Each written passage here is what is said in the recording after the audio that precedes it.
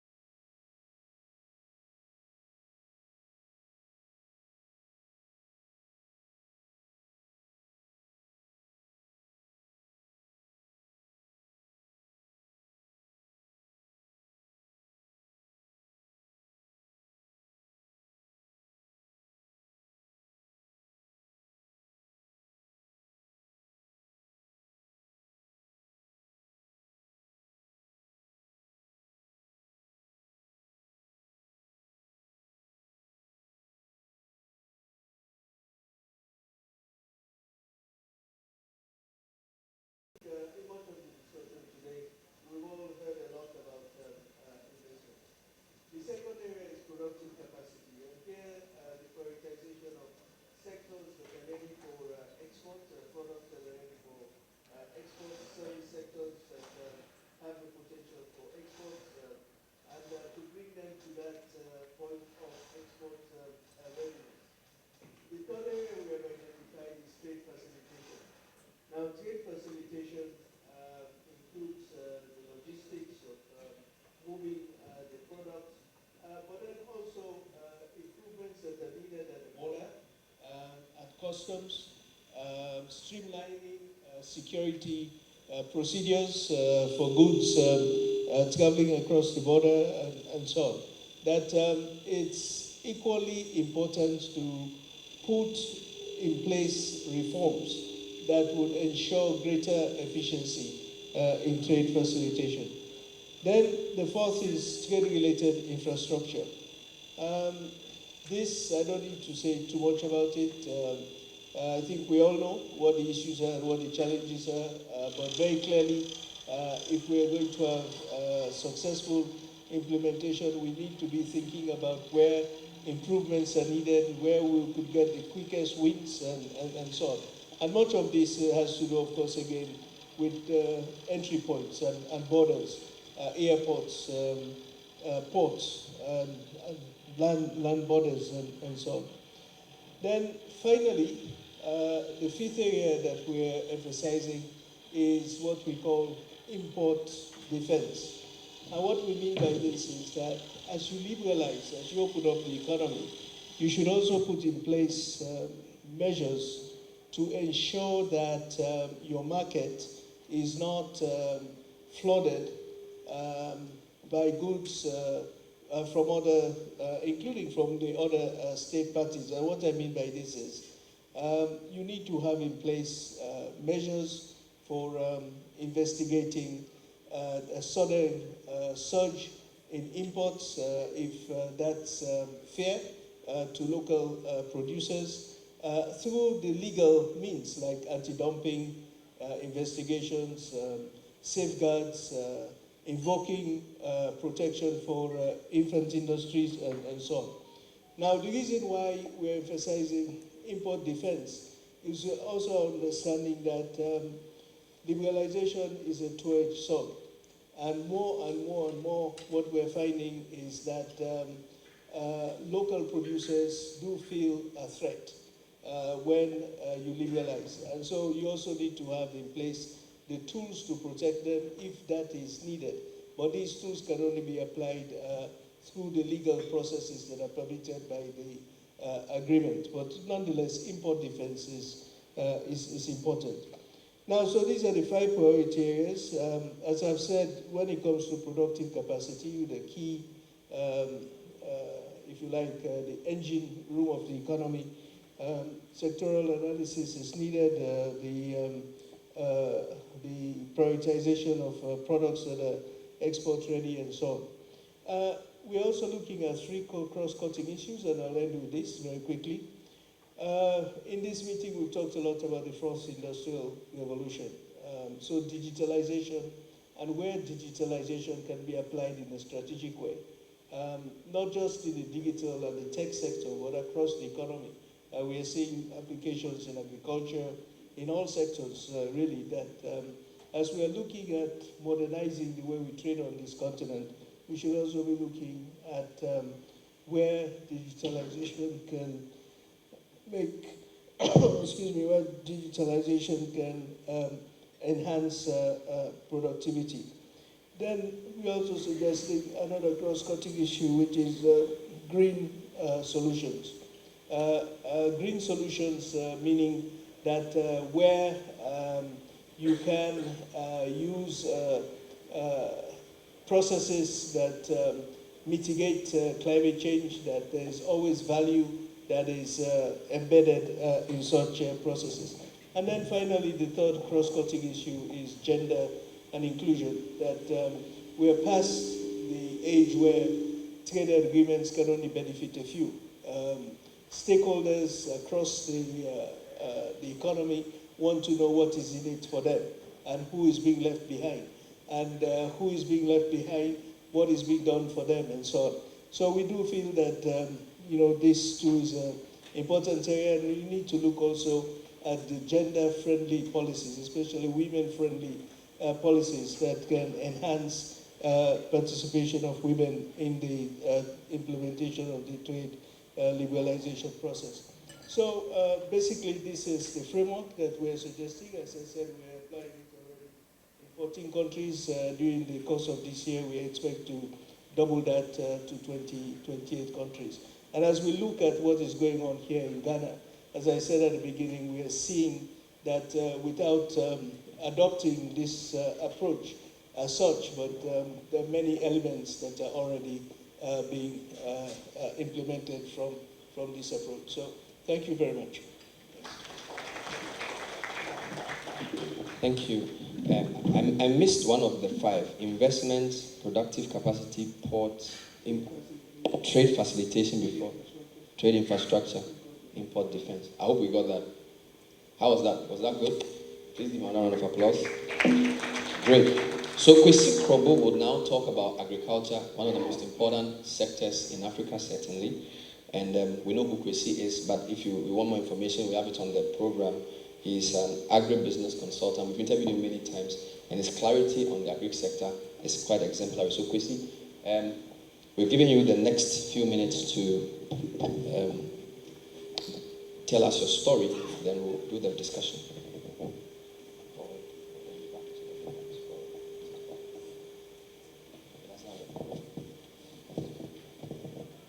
Good evening, ladies and gentlemen. I'll try and be brief. As I was preparing for this crystal ball, I asked myself a few questions. So as Africa, what is it that we are importing, and who's importing, and how can we leverage on the free trade to improve agriculture? Then it struck me that for 5 major commodities in Africa, which is wheat, rice, sugar, maize, and palm oil, we are net importers. That is, most of the 55 African countries are net importers. So who's going to trade with what? When we are basically importing these things from Southeast Asia, from Europe, from Brazil, and so forth. So it set me thinking. Then I said, okay, let me look at what are we currently exporting now from Africa. Then I realized that there are a number of major commodities. Cocoa. We're doing cocoa in Cote d'Ivoire, 65% control. And we're exporting it where? To Europe, Asia. And what do we import? Finished products. We're doing cotton. Burkina, Niger, Togo, Benin, Nigeria cotton. And I'm sure we're all wearing prints made in China in this room. Coffee. Ethiopia is a major producer of coffee. Robusta, Arabica. And when you go to our supermarkets, you see made in coffee coming from Brazil, Southeast Asia, and so forth. Same with cashew. The Cote d'Ivoire now is the largest exporter of raw cashew nuts in the world now, globally. And we export most of these things to India, to Southeast Asia, Europe, the Americas. And we bring in imported cashew. So then there's a conundrum here. What is happening? So what I see is that we are net importers of the major food commodities we need, and we are exporters of major commodities that we import finished. And now, what is the problem here? Now, to even add to my confusion, I then realized that if you take, to add my confusion, I also realized that for some of these commodities that we export, there's no alignment between countries in Africa. So how do we leverage as agribusinesses? Now, this is the doom. Let me go to the brighter future. And now the question is that how do we leverage as 55 countries trying to work in a zone? Because I look at it from what's happening in the European zone in other key areas. And if you take ECOWAS alone, we all have challenges in Nigeria where Ghanaians are trying to export and the Nigerians are closed their borders and we had to go through, we wanted things to go through the ports and so forth. So, in thinking through, I said, look, there must be some short-term measures that as African countries we need to address. And there are some long-term measures. Short-term, and those short-term measures should be driven by, in my view, by regulation, private sector, and the governments of all the African countries walking the talk. Because at the end of the day, it's the private sector that's the engine. And if you don't support private sector, come 10 years from now, we're going to see no benefits from this country. Because if you look at it closely, with ECOWAS and all these various regional trade zones, trading has been quite minimal. And let's be honest about it. But, we should be optimists. So what are these short-term measures to talk about? So let's talk about government support.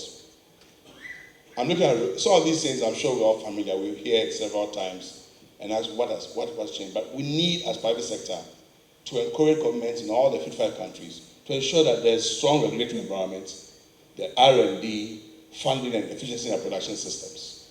Because you can't add value where you have an inefficient production system.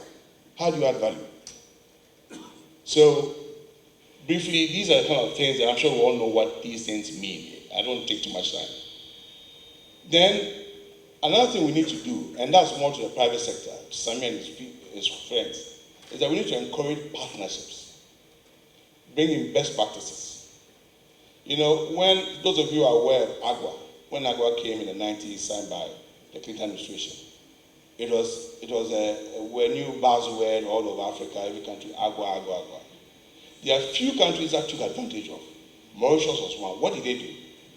They partnered with people from other countries like China, Macau, and so forth to leverage on their expertise.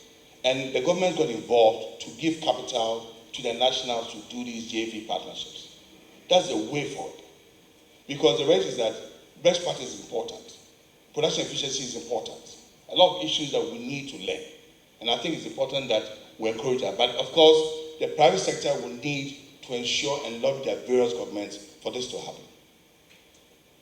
The other thing is what I call specialization. We have cocoa in Ghana, we have cocoa in Cote d'Ivoire. Currently, the good news is that Ghana and Cote d'Ivoire are talking. And we're seeing a lot of synergies between the two countries. But then the reality is that when you go through, even though I showed 5 commodities, I could list so many of them. There are still some commodities that other countries are net exporters of, and other countries are net importers of. Now, why can governments facilitate private sector to talk, country to country, and see how we can build that relation and see who can do what best? We don't see it because we all can compete in the same space. And the point is that we do compete in the same space, and the net sum zero is negative, not even zero, negative. Then collaboration. I spoke about, this is government to government, and I just mentioned the cocoa sector. You know, last night, my team and I, my colleagues in the office, I said, okay, I want something to shock us, to understand the challenge we face even to leverage on agribusiness. So I said, okay, we went to our population market last week to find a few questions. Because you know, as a country, Ghana, when we're talking about Africa, we are net importers of onions from Niger. So the question was, how much does it cost to transport 20 tons of onions from Niger to our population market?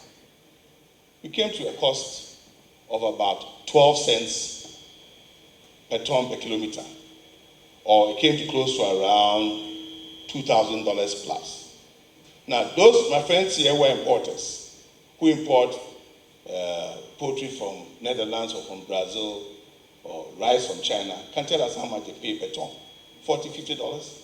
So the question then is whether is that someone can easily bring in onions from Netherlands because of competitiveness.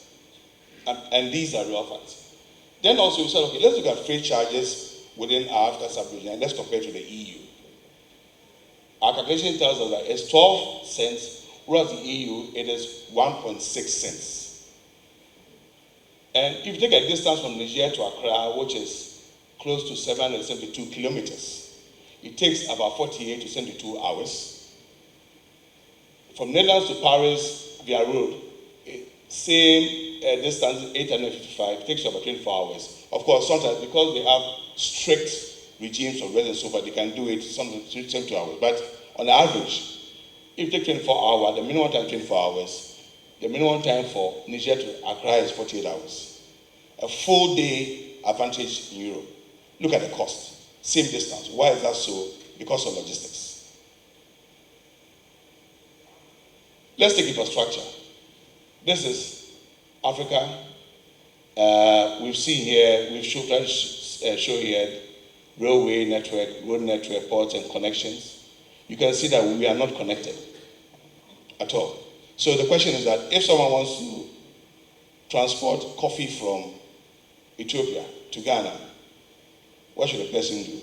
Obviously, land transport is out. And I was told by my good friend Kamasa here that he tried to export a product to Cote d'Ivoire. The freight charge was $1.40 per kilo. When I export to Europe, I can negotiate for about 90 cents a kilo. So Cote d'Ivoire just around the border, same airline, almost 50%. How can you compete? So the challenge is about infrastructure. So we then said, okay, let's look at Germany and let's compare it to some key areas like Europe and Central Asia, South Asia, Sub-Saharan Africa, so forth. To look at some index done by the World Bank in terms of infrastructure, international shipments, logistic competence. Sub-Saharan Africa is yellow. I think the story speaks for itself. I'm not going to speak on that, but we all can see clearly.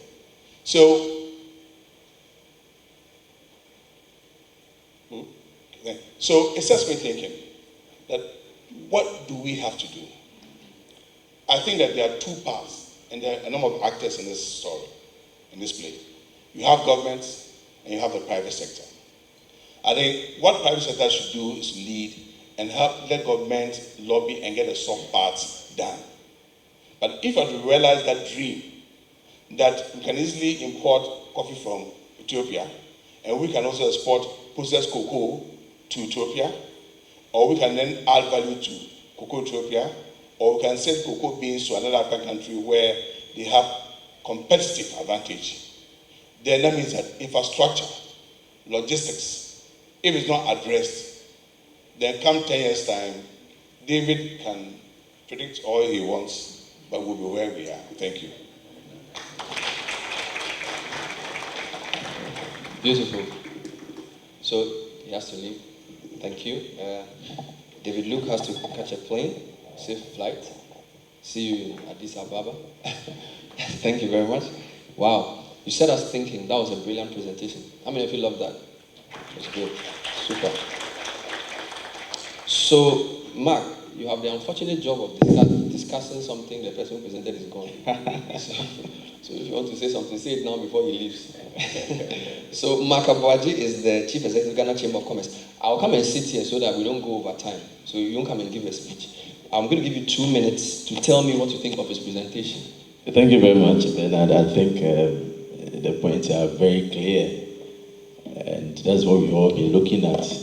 But for me, for a country like Ghana to benefit from the AFCFTA, it means that we need to domesticate some of these points. And that will require that we have a national strategy. I know a lot of countries are far ahead, but for our country, I can only say, because we have a long way to go. The strategy basically will identify the opportunities and then look at the constraints and how we can mitigate or come out with points to address these constraints. And of course, we look at our production sector. We need to do a lot more. At the moment, we need to do a review and see the areas where we have comparative advantage and see the market that we can enter immediately. If you look at the manufacturing sector, most of our companies are very small, so they are not able to enjoy the economies of scale and then the economies of scope. So we need to look at that and look at how we can expand. And that will require that a lot of financial infrastructure need to be on point and other things, as my colleague Riley said, which I think we have a long way also to go. One area that I think he said is very relevant is those vulnerable in the production sector. You talk about women and you talk about the SMEs. The AFCFTA, the disruption will be immediate. They move from 1st July, the disruption will be there because our market is open and any company can enter into our market. But the benefit will take some time to come. So this disruption is there. How do we address it? So we need to look at how we can integrate women and those SMEs that cannot enter into the other market, how we can integrate them into the local value chain and the regional value chain. So for me, we need to, as a country, quickly look at our national strategy and how we can develop it and take full advantage of the CFTA. When Kwesi was ending, he said the private sector has to lead. 10 years ago, when I do programs like this, everybody says government, government, government, government, government, government. Today I'm hearing private sector has to lead. It looks like we've changed our view. Is that the chamber you run of that view that you are the guys leading this process, not government? Of course, I think it's a collaboration. If you look at the entire AFCFTA, it's about production and distribution. And it's a private sector that will produce, it's a private sector that will distribute.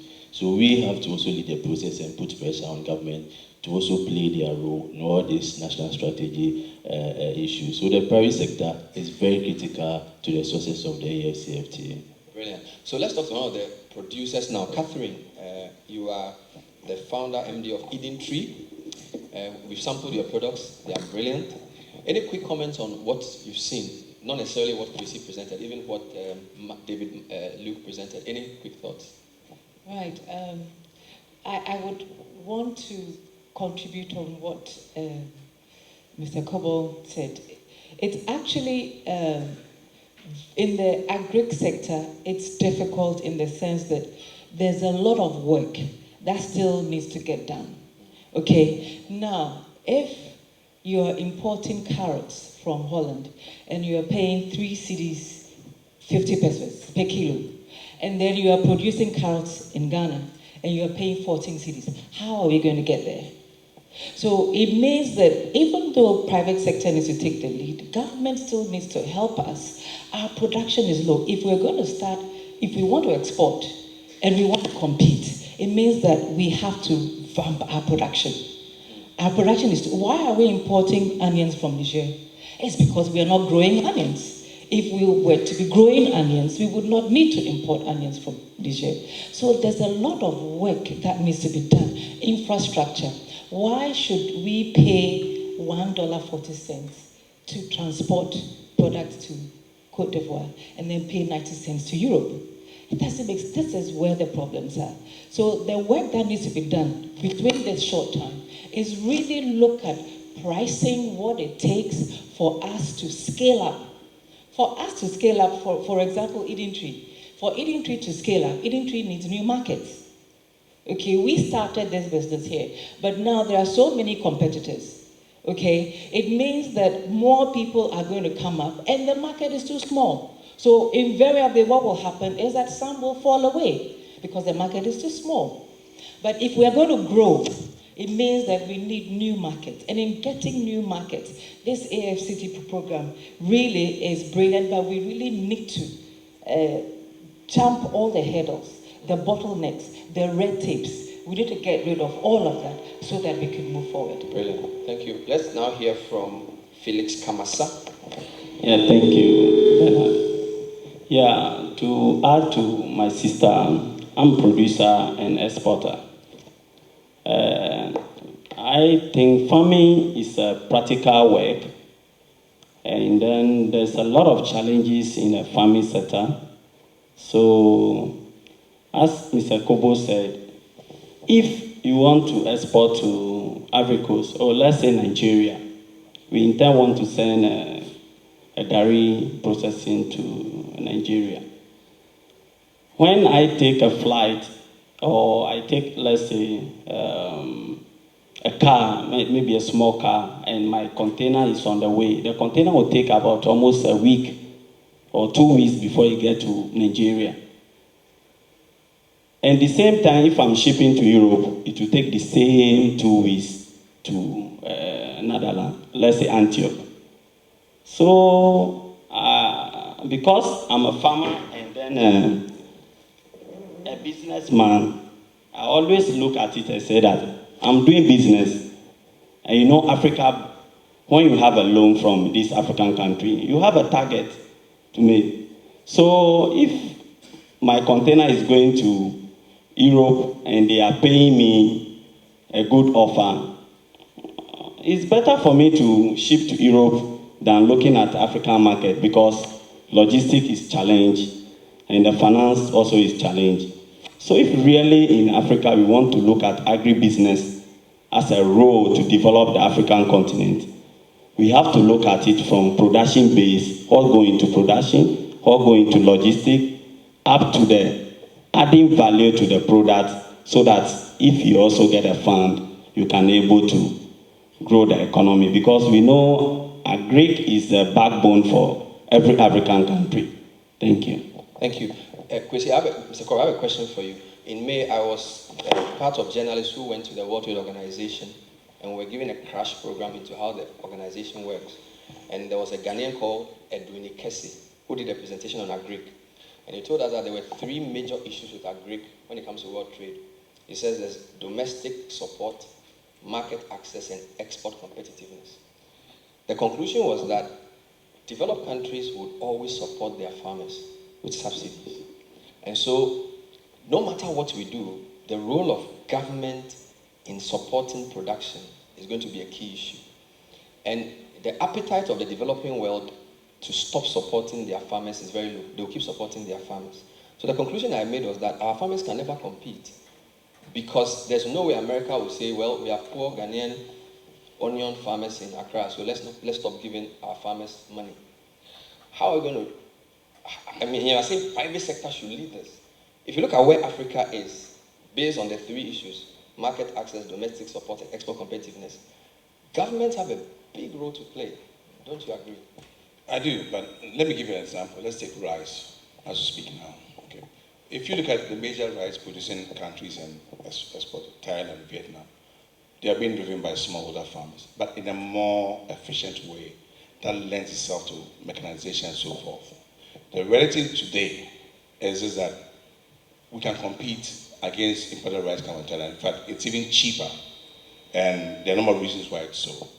The question, like Catherine said, is about our production system. It's about the efficiencies in the system. Okay, and when I say efficiency, is that efficiency is not necessarily about how large a farm you have, but it's about the way you are organized in a way that it lends you to proper mechanization. Let me give you an example. If I thresh rice, paddy rice manually, I lose 30% straight away. So if I get 3 metric tons per hectare and I'm threshing, that means that straight away I've lost almost what? A ton of paddy rice. Okay. So these are the issues that we're talking about. So of course, government has a role to play, but then the president also has a role to play to ensure that they also allow themselves to work together and organize themselves together. We need to encourage medium-sized farms in this country that can lend itself to proper efficiencies. And then to add to it, and let's be clear that, agriculture is produced per your ecological area. That's why we grow cocoa in certain parts of the country. And that's why to the western region takes about 50% of our cocoa production. And in other areas that used to be major cocoa areas, because of ecological and deforestation, you've seen cocoa production go down because it is contingent on water. So these things happen. So there are some commodities that we can compete effectively on the global market. I'm very clear about that. Okay, my last question to you. You mentioned 6 issues, solutions. Government support, partnership, specialization, logistics, infrastructure, collaboration. Which of them is a priority? Because we can't do all at the same time. So which of them is now, which of them is medium term, which of them is long? Well, I divide into what I call the soft side and hard side. Okay. Of course, to construct a road takes time. But to get collaboration, to have these partnerships, and so forth, can be done immediately, pari passu. You don't need to wait to start one for a continue one. They happen together because it's a collaboration between private sector and governments. So I think that the critical thing is that let's start with the soft side. The hard side talks about funding. Whether which ones are the soft ones? The soft ones, it's, if I go to it's partnerships. Partnership It is is soft. regulatory environments. Soft. Regulatory environment, helping ensure there's efficiency of production systems. These things can be done immediately. So logistics is hard. Let's give an example. I used to export mangoes. I just want to understand. Yeah, okay. I used to export mangoes from Burkina to through Cote d'Ivoire by rail. Okay. If you look at the railway system, they're now trying to harmonize the gauge. Yes. So, for example, but in Europe, it's seamless. So these are some of the issues that need to be addressed, and it takes time to do that. But the soft ones is government saying, okay, look, I have companies that are doing some products that can sell somewhere. Okay, I have, can we go to parties with those countries and discuss and see how best we can leverage on them? Those things can be done immediately. Regulatory environments can be done immediately. Production systems, all this can be done immediately. We don't have to wait. Those are what I call the short term, the now. Brilliant. I think there is a round of applause. Thank you very much. Is there a question that if you don't ask, something will happen? Okay, Sandy Osei, and then, yes, can you get a mic? So 1, 2. So 2 burning questions. Okay, I'm the one who has the mic, so let me just give it to you. Nothing will happen. Actually, I thought you were asking Kwesi if he agreed with the assertion that the developed countries find ways in which they support their farmers. And you were wondering whether we shouldn't be doing something similar here. I'm not too sure I heard him answer it. So if Kwesi can look at that. No. It's been done. If you look, let me speak Ghana specific. Over the years, the ministry, governments have always supported production systems. As we speak now, we have subsidized fertilizer being given to farmers. Okay, so these things are there. But you need other things to have a certain environment for all things for them to work. It's not just input, it's about systems, it's about how you advocate, it's about how they come together. So, we don't have enough time out, I'll go into some more details. So it's not just, you see, how it is that if you want to tackle the issue, tackle it frontally. Tackle all the issues. When you pick points of activities and you don't dot the T's and you don't get it, then you're going to have a situation where you don't get the result that you so wish to get. Thank you. Final question. This is just an information. Our friend from the Chamber of Commerce said that we need a strategy. I represent Ghana Export Promotion Authority as the board chairman. And I want you to know that we spent the last 6 months to develop a 10-year national strategy development plan. It's available. The only reason why it hasn't been made public is that's supposed to go to the cabinet for them to approve, and it goes to their parliament for them to approve, so it becomes a national strategy. But if you want some information, you can contact KEPA. All these issues that we're discussing about, we discussed it, we had a series of shareholders, stockholders, stakeholders meeting, including a lot of the parliamentarians, people from all the various sectors of the industry, and it's done. So we have a way of saying that. We're saying that our export as of now is about 2.8 billion all this year. So we want to see how we can take it to about 10 billion within the next 10 years. And we prioritize the agri product that we have to put our emphasis on, including all the interventions we need to make sure that we get that.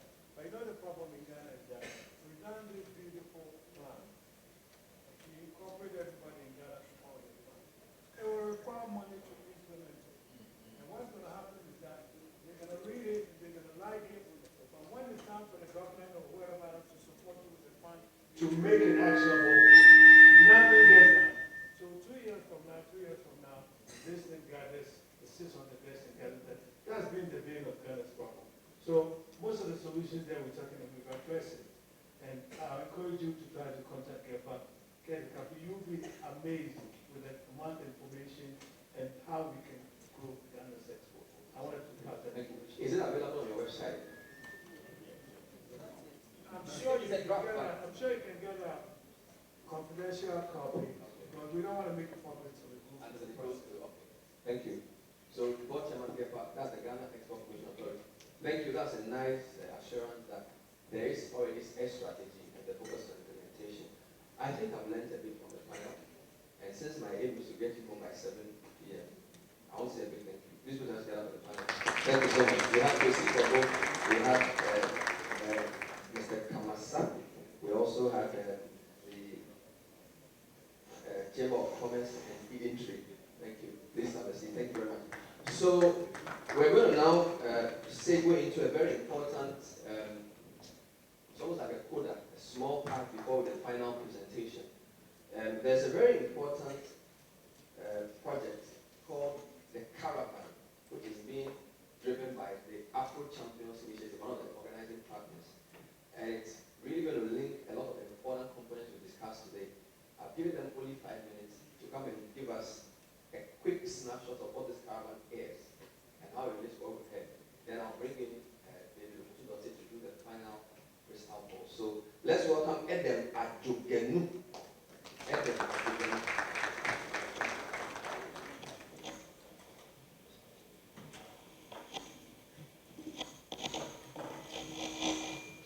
So because Bernard has used 1 minute out of my 5 minutes, I'm just going to go ahead without any salutations and explain what Caravan stands for. So Caravan is actually an acronym which stands for Continental Advancement and Rebirth through Value Chain Accelerators and Networks. It's a long acronym. But I think the name Caravan also sits very well with the historical premise that our trading empires of the past, our empires of the past were really trading empires.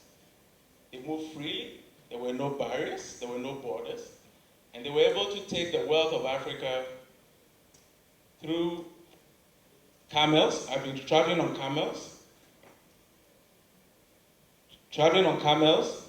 to trade outposts all over the world. We all know the famous history of Mansa Musa and all our great men who advertised and took investments from Africa and bullions out of Africa to the rest of the world, traveling on caravans. We thought it important as Afro champions in the spirit of the Continental Free Trade Area, in trying to reconnect back to this primordial history of tracing back through our salt routes, salt and silk routes, and anchoring this new concept of trading back into that whole premise. Because what are we trading? Who are we trading with? We realize from all the discussions we've been having that we've been trading more. Our current trade routes are designed to take our raw materials out of Africa to the rest of the world and not to trade among ourselves. 80% of trade, 80 to 90% of trade currently is on maritime. But there are hardly any African businesses of Pan-African nature doing any logistics or in the logistics or shipping space. And that's why it's taking so much to travel or trade across the continent and to trade across the continent. So Caravan was conceived with this in mind. We already know about the emergence of African multinationals who, through their cross-border operations, have integrated Africa, and we've seen the rise of multinationals. But we also need to pay attention to the SMEs, or the small businesses, who are the ones trading, who are the ones, who are the ones who control where the economic activity is. Unfortunately, they don't fit within the conventional model of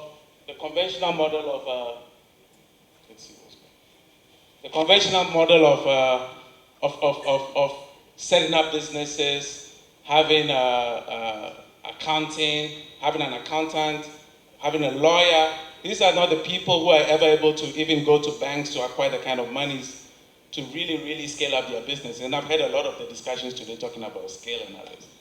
And so we know the problem. We know that we live in silos.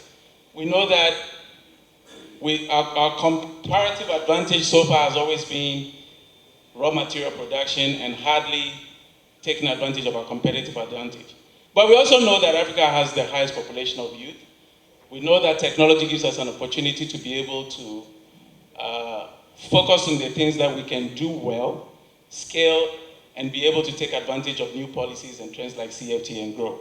So what we've come together, what we've decided to do was to first look at what all the countries on the continent have in common. The one thing they all have in common is trade deficits. We import more than we export. Egypt imports over 80 billion a year, exports 30 billion. They have a 50 billion trade deficit. And we try to look at all the products that each of these countries import. Egypt, for example, imports about $7 billion of wheat every year from Ohio, which could be grown right next door in Sudan.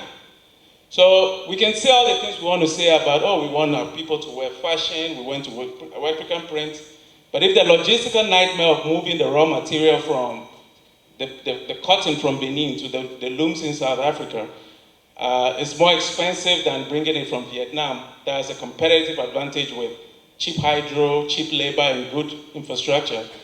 We can say everything we want to say, but people are just going to bring it from Vietnam. So, having looked at what they have in common, which is trade deficits, then we try to look at the 10 things that we import and to see which of which can we start adding value here. So value addition becomes very key. The second thing we looked at was the STEM component. Because to be able to do value addition, you need to be able to industrialize. You need to be able to ask them. There's some basic things, whether it's the matchsticks, whether it's the toothpicks, whether it's there's just so many things that we could easily do here, even the water that we're importing these days. We should be able to do them here. But we are still programmed within the age-old concept of the Western idea of setting up businesses, when what we really need is not the company or the firm, but the product.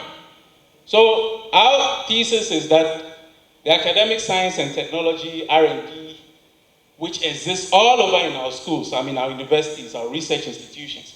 There's been research on moringa at places like Center for Scientific and Industrial, Plant Medicine. Research on all the kinds of things, shea butter, insect protein, all these things that people want to buy globally, and there's a huge demand for them, and yet we're not taking advantage of them. So they sit in silos in academic institutions. We also realize, how do I go back? We also realize, so academic science and technology is not being wasted. It's being wasted. The current Western venture capitalist model, we know even in the US, what it takes to be able to produce the big multinational companies. It takes maybe 1 or 2% of those companies that really make it through all the accelerators and incubators and become big companies. The rest never really even make it to market. So we can apply that model to Africa. If we even look in the last 30 years, we've estimated about in the last 10 years, there's only been about 30,000 companies that have been formed. Most of them are still flailing. We can check on our stock exchanges. So something else has to happen. We're saying that there's a need for incentives to tie all these very weak lone camels into a caravan that will enable Africa to be able to take advantage of the things that it has. We've also looked at each country and to see what do they have that the rest of the world needs. We've looked at what the rest of the world needs. And we've tried to come up with a model, a program, with partners, because the other thing we've realized is that everybody is providing support for SMEs. Africa Development Bank, Afrexim Bank, they all have SME programs, but we don't see the product. They're all building capacity, but we don't see the product.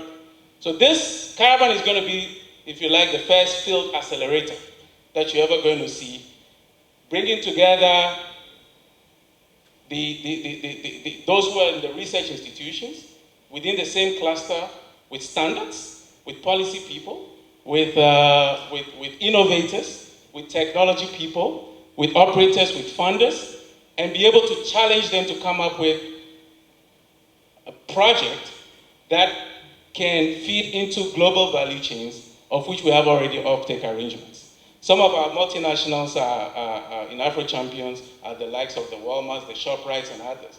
And we want to be able to take each country to look at products that it can produce locally through field accelerators and be able to manufacture them without having to.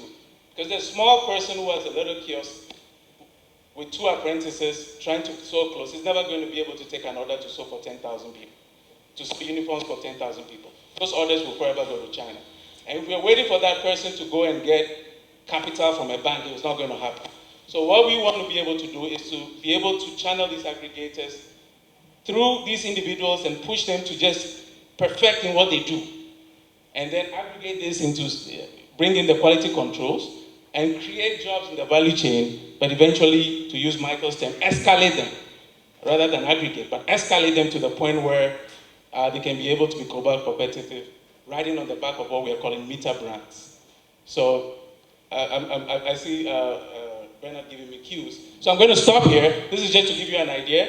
We're starting a whole program. We've got a whole series of partners. Our first partner is the Arab Bank for Development, Badia, who is partnering with us on the science, the STEM component. We have Afrexim Bank on the trade component, Trade Development Bank as well, and others who are joining the Caravan.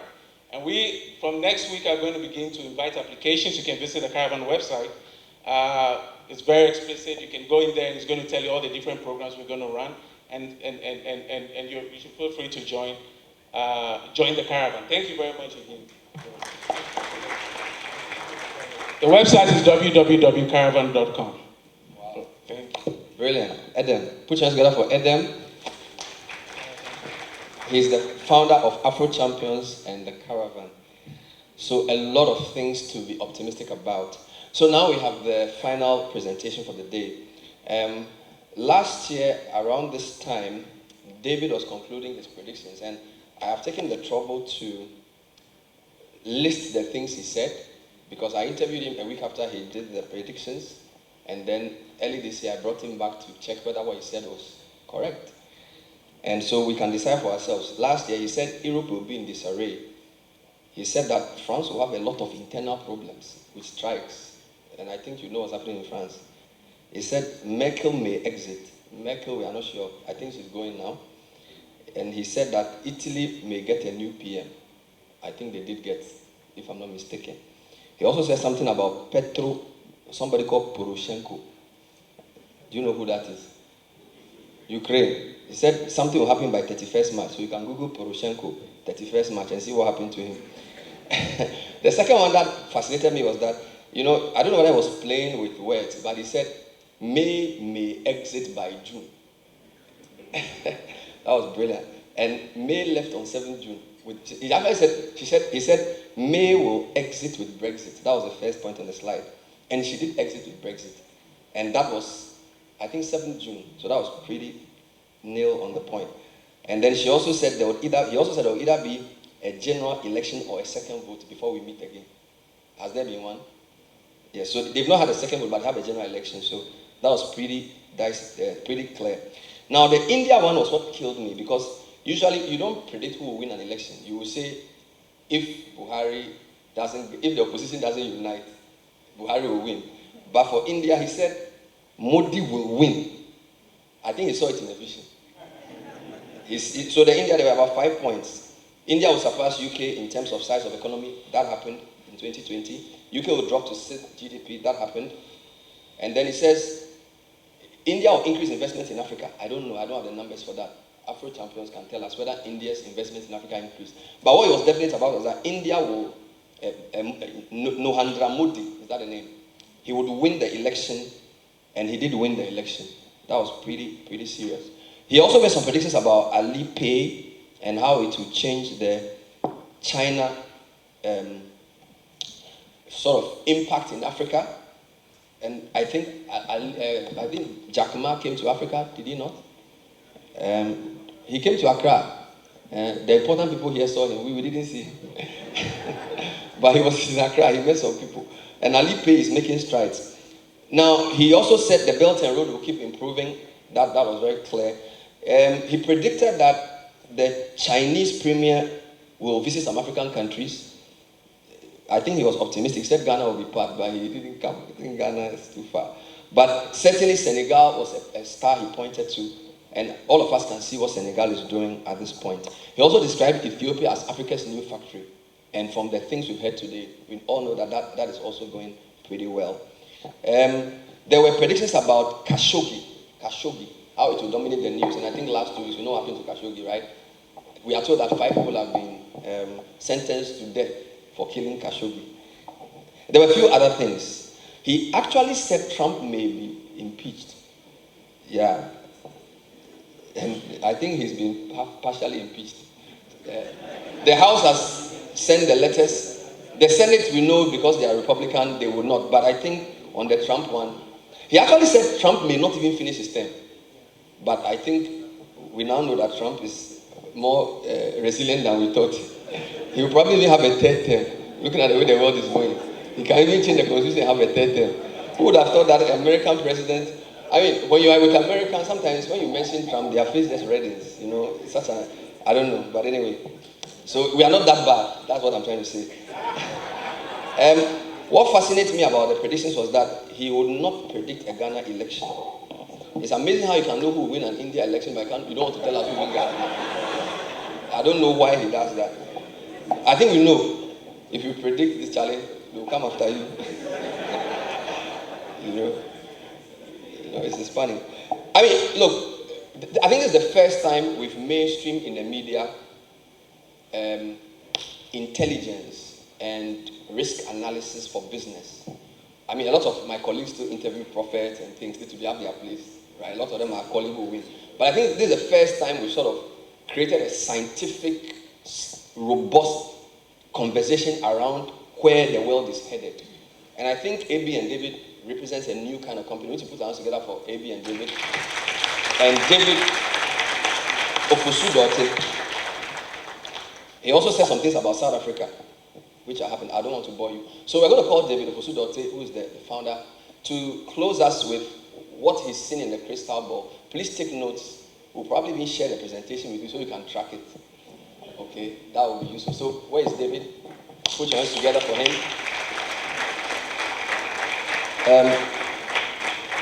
So it's time for the predictions.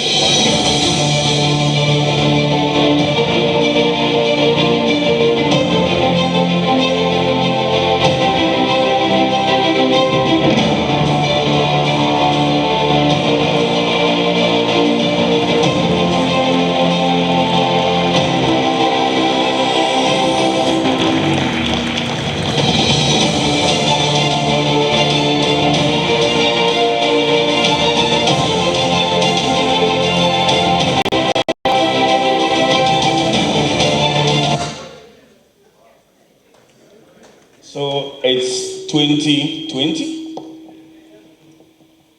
Yeah, it is 2020, and 2020 is not just a leap year. it's also one of those years which is most difficult to predict just because of the nature